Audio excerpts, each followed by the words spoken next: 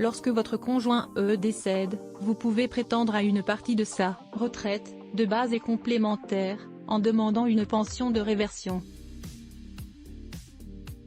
La première condition pour faire cette demande est d'avoir été marié, car la pension de réversion est seulement réservée aux époux et ex-époux. Si vous aviez signé un Pacs ou si vous viviez en concubinage, vous ne pouvez pas en bénéficier. En cas de mariage successif, conjoint survivant et ex-conjoint divorcé se partagent la pension de réversion. Proportionnellement à la durée de chaque mariage, peut varier suivant la caisse de retraite concernée. Sachez que si le veuf ou la veuve décide de se remarier, il continuera tout de même à percevoir la pension de réversion. Cependant, dans la grande majorité des cas, la pension de réversion issue des régimes complémentaires sera arrêtée. Certaines caisses de retraite fixent des critères supplémentaires pour pouvoir prétendre à la réversion. Par exemple, pour les fonctionnaires, État, territorial, hospitalier, il faut avoir été marié pendant au moins 4 ans et avoir célébré le mariage au moins 2 ans avant le départ à la retraite du défunt fonctionnaire. Si un enfant est né de l'union, aucune durée minimale n'est requise. Pour bénéficier de la pension de réversion, le conjoint survivant doit avoir au moins 55 ans, à moins d'une exception. Il doit donc attendre d'avoir atteint cet âge avant de déposer une demande auprès des organismes de retraite concernés. Il est important de noter que l'âge du défunt ne peut pas être utilisé comme motif de refus. Si l'organisme de retraite juge que vos ressources dépassent un certain plafond, votre demande de pension de réversion pourrait être refusée.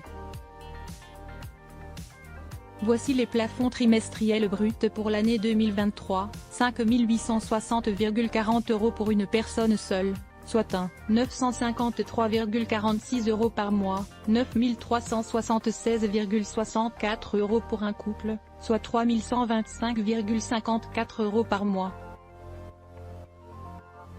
Les plafonds annuels bruts pour l'année 2023 sont 23 441,60 € pour une personne seule, 37 506,56 € pour un couple. Les ressources annuelles sont prises en compte à hauteur de 70%, ce qui implique un abattement de 30%. L'article D. 353.1 du Code de la Sécurité sociale prévoit que le plafond annuel de ressources personnelles est fixé à 2080 fois le montant horaire du SMIC. Le plafond annuel de ressources du ménage est fixé à 1,6 fois le plafond annuel opposable à une personne seule. Le versement de la pension de réversion pour la retraite complémentaire n'est pas soumis à des conditions de revenus. Pour plus d'informations, veuillez contacter leur service client. Pour bénéficier de la pension de réversion de votre conjoint décédé, vous devez envoyer un dossier complet à l'organisme. Dans ce dossier, vous devez inclure un acte de naissance de la personne décédée avec les mentions marginales, ainsi que d'autres pièces justificatives telles qu'une photocopie de pièce d'identité et un relevé d'identité bancaire. Il est important de noter que tous les justificatifs demandés sont obligatoires et que l'organisme de retraite refusera votre demande si des documents manquent. Nous vous recommandons donc de vérifier attentivement votre dossier avant de l'envoyer par courrier. Pour commander facilement votre acte de naissance, veuillez remplir le formulaire de demande en cliquant sur ce lien, formulaire de demande. Il est important de choisir le bon organisme pour effectuer votre demande de pension de réversion.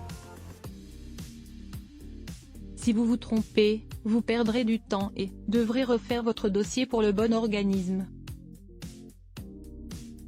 Pour vous faciliter la tâche, nous avons créé un annuaire simplifié sur www.pensionreversion.fr/connaître organisme retraite personne décédée, qui vous permettra de trouver rapidement l'organisme de retraite qu'il vous faut. Vous devrez envoyer votre demande de retraite de réversion à la caisse de retraite de la personne décédée. Nous vous recommandons de faire votre demande en ligne, sur le nouveau service proposé par www.inforetraite.fr/portail-info/site/portail informationnel/home/demander ma reversion en ligne.html. Le site se chargera d'envoyer votre dossier aux caisses de retraite concernées. Vous pourrez également suivre l'avancement de votre demande, en ligne, via votre espace personnel.